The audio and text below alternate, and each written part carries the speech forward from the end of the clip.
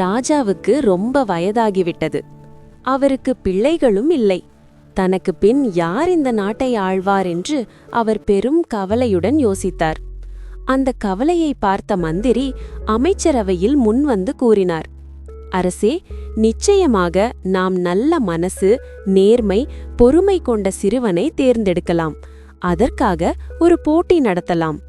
ராஜா மகிழ்ச்சியுடன் பதில் கொடுத்தார், சரி, உங்கள் விருப்பம் போல நீங்கள் செய்யுங்கள். அதன் பிறகு நாட்டிலுள்ள எல்லா குழந்தைகளையும் அரண்மனைக்கு அழைத்தனர். மந்திரி ஒவ்வொரு குழந்தைக்கும் விதையை கொடுத்து கூறினார், இதை வீட்டில் நட்டு வளர்த்து 1 வாரம் கழித்து திரும்பி வாருங்கள். எல்லா குழந்தைகளும் விதைகளை வீட்டில் நட்டு வளர்த்தனர். பலர் செடிகளை அழகாக வளர்த்தனர், பெருமைப்படுத்தினர். ஆனால் ஒரே ஒரு சிறுவனுடைய விதை முளையவில்லை. அவன் உண்மையை மட்டுமே பின்பற்றி வெட்கத்துடன் காலி குடுவையுடன் அரண்மனைக்கு வந்தான். ஆனால் மற்றவர்கள் செடிகளுடன் அரண்மனைக்கு வந்தனர், பெருமையுடன். நாம் வெற்றி பெற்றோம் என்று கத்தினர். அந்த தருணத்தில் ராஜா மற்றும் மந்திரி உண்மையான வந்த சிறுவனை நிச்சயமாக நம் நாட்டிற்கு தகுதியானவன் என்று உணர்ந்தனர். போட்டியின் இறுதி நாளில் ராஜா மகிழ்ச்சியுடன் கூறினார், இவன்தான் உண்மையாக இருந்தவன். நாங்கள் கொடுத்த விதைகள் எல்லாம் வருத்த விதைகள், அதனால் அது முளையவில்லை. ஆனால் அவன் உண்மையை சொல்லி நேர்மையாக வளர்த்தான்.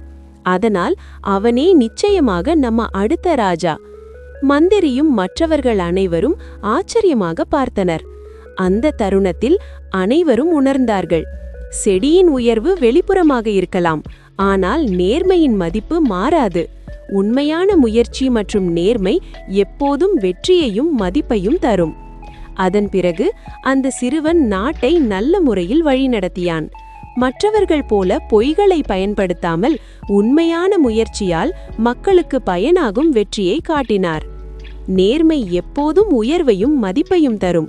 பொய்கள் அழகாக இருந்தாலும் உண்மையில்லாத வெற்றி நிலைத்திருக்காது.